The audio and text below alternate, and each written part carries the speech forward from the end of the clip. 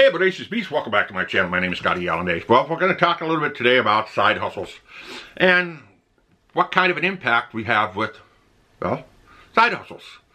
And what kind of side hustles do we have back in the 80s?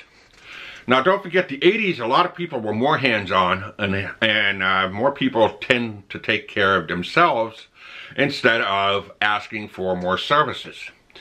So you had to basically tone down what we have basically today for people that are doing side hustles.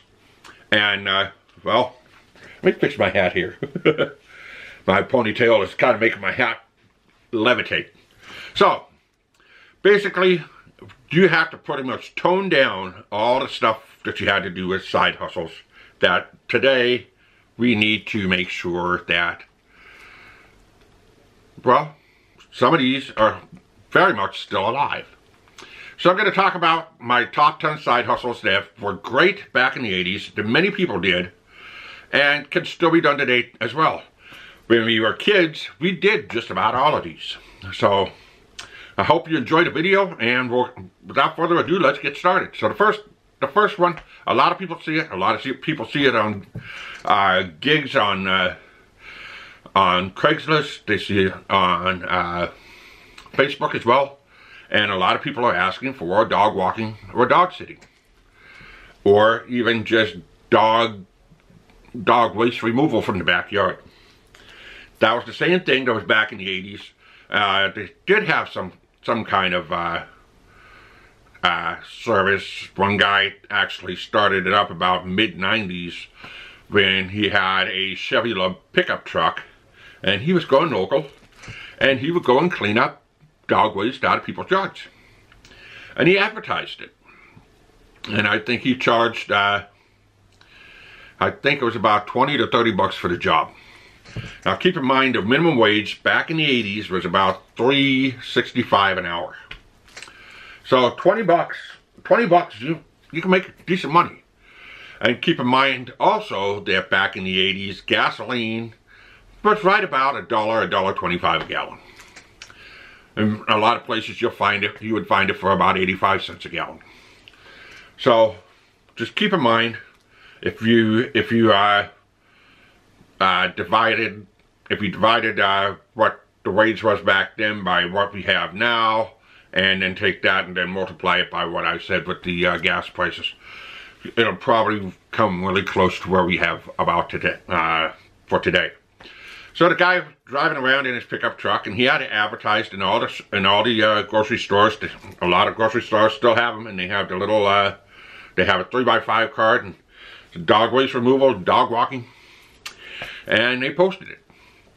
And the guy made decent money off of it. It was a nice little side hustle. It paid for his vacations, it paid his bills, that sort of thing.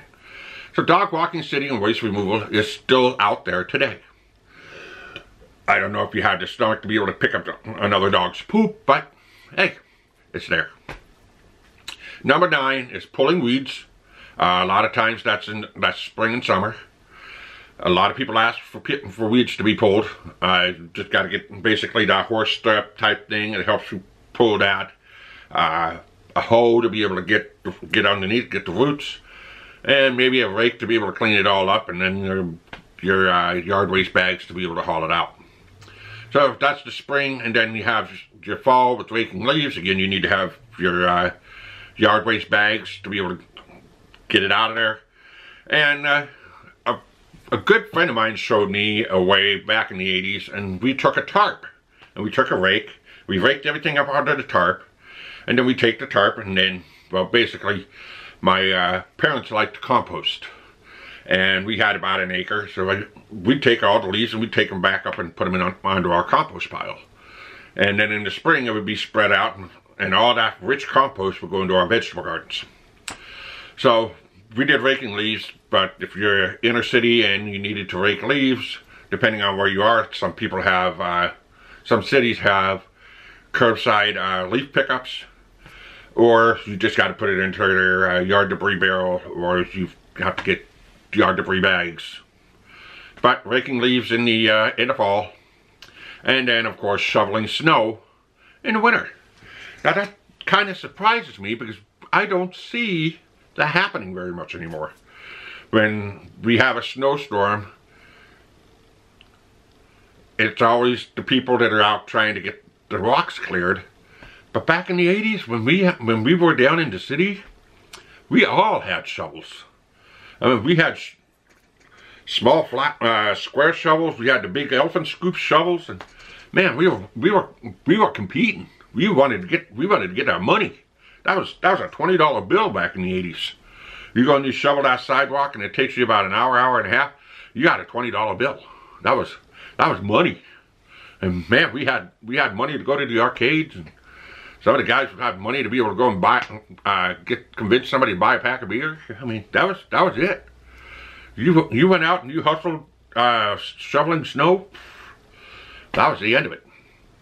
Number 8, window washing.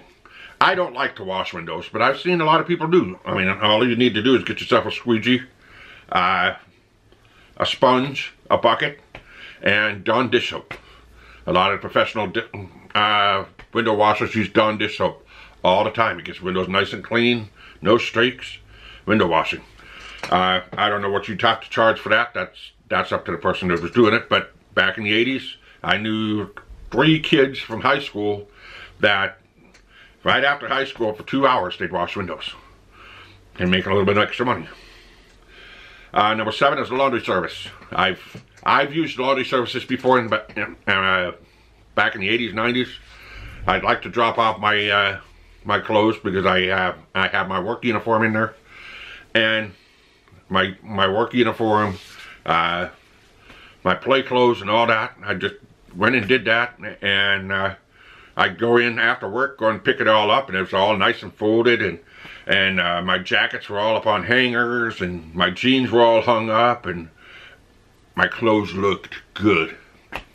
And I didn't really pay a whole lot for it. It cost me about $15 every time that I went in, which was about every 2 weeks, so it was about 30 bucks a month just to have my clothes clean.